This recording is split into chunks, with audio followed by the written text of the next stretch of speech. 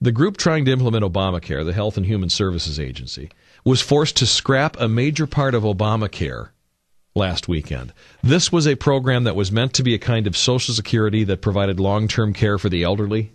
This was billed as a great new option for Americans who could voluntarily pay into this plan and in return be covered in case they ever needed long-term care. Well, this was called the CLASS Act. The CLASS provision stands for Community Living Assistance Services and Support Act. And it's a portion of Obamacare that the liberals were claiming was going to save us money on health care costs, and it was going to account for $50 billion in deficit reduction, and yet it was going to cover all these long-term care issues. Well, it turns out that, of course, too good to be true. We conservatives have been claiming all along it's unworkable, just like we've been claiming all along Obamacare is unworkable. You cannot insure more people for more and give them better coverage for less money, which is what the Democrats have always been insisting Obamacare is about. Oh, we can insure everyone and give them Cadillac coverage and for less money. BS. Well, we're now learning that that's the case. We conservatives have been right on all of it. It's remarkable. We conservatives have been right on every single prediction we made about Obamacare, including the conservatives that made a prediction on this CLASS Act. I didn't. This is a provision that I never even focused on. But other conservatives were saying, well, that's stupid. That's not going to work. Obama's going to fudge the numbers. Well, yeah, Obama and the Democrats have known it was unworkable all along. In fact, they were fudging the numbers when they claimed that it was a sustainable plan. The editors of the National Review did a nice job explaining this, so I'm just going to steal from them. But they say Democrats designed this CLASS program to collect premiums for 5 years before it paid out any benefits, and that made it look like it was going to run a surplus within the CBO's 10-year budget window. This is the way they analyze legislation. So the Democrats designed this so that, yes, we'll collect premiums for 5 years and we won't pay out a cent. That way, on paper, it will look like this thing runs a surplus. That would have been bad enough, but it gets worse, the editors of the National Review say. You see, the CLASS model was unworkable from the word go, coming as it did with all the features you'd expect to see in a healthcare death spiral. The program was voluntary, meaning that those more likely to require its benefits would be more likely to enroll, and the healthier individuals required to offset the actuarial risk would stay away. So it was unworkable from the beginning.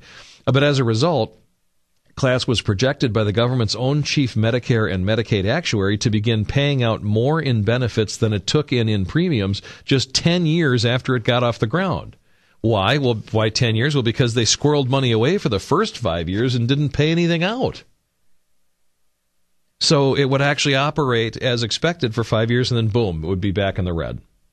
They say this wasn't a secret. To anybody who bothered to do the math, it was simple reality. But reality isn't the strong suit of the Obama administration, so it spent the last year and a half charging the Department of Health and Human Services with the impossible task of figuring out how to make CLASS actuarially sound over a 75-year horizon.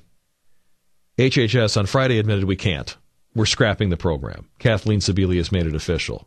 In other words, they say the United States Congress passed and the President of the United States signed a piece of politically convenient legislation that was mathematically and logically unworkable. And they were just too cynical to care. But even the editors wrap up, even as we marvel at the perfidy of our leaders, conservatives have something to cheer in this failure. This is the first major component of Obamacare to collapse under its own weight, but by no means is it likely to be the last. The law is replete with nonsensical economic assumptions and shameless gimmicks. Democrats may have hoped that this would not become clear until after the 2012 election, but we now already have a good idea of what the world will look like under Obamacare. Waivers for the politically connected, rising premiums for the rest of us, and massive spending programs that can't survive their own assumptions. The fact that much, even all of this, was predicted by conservative opponents of the law should give its supporters cause to look back at what else was portended. Be sure that there is more to come with far more harmful consequences unless this bill is repealed.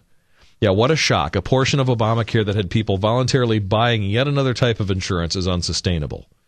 And why? Well, because it didn't force all of us to buy into that CLASS Act, that insurance. See, this acts as a great illustration as to how Obamacare itself is built on a house of cards. And you know how that one provision that mandates every American buy insurance really is the crux of the whole thing, the key to the whole thing. This is what Wisconsin and 26 other states are now arguing is unconstitutional in a lawsuit that's eventually going to make it to the Supreme Court. I think you remember this. We're arguing that the federal government cannot force Americans to buy a product. And if they can't force Americans to buy health insurance, Obamacare falls in on itself. And this is why I and others have been saying if the Supreme Court kills off this mandate that we all need to buy insurance, well, then Obamacare implodes. It's done. It's an unworkable plan, period. Unless Obama and Pelosi can force all of us to buy expensive insurance plans with massive premiums because they're required to cover everything, every possible ailment and malady. And the whole funding mechanism for Obamacare is to force young people to buy expensive and unnecessary health insurance they don't need so that their premiums can be used to pay the bills of the elderly and the ill. In a way, it's just like another fancy Ponzi scheme, like Social Security, except unlike a Ponzi scheme, you as an American would be forced to participate in it.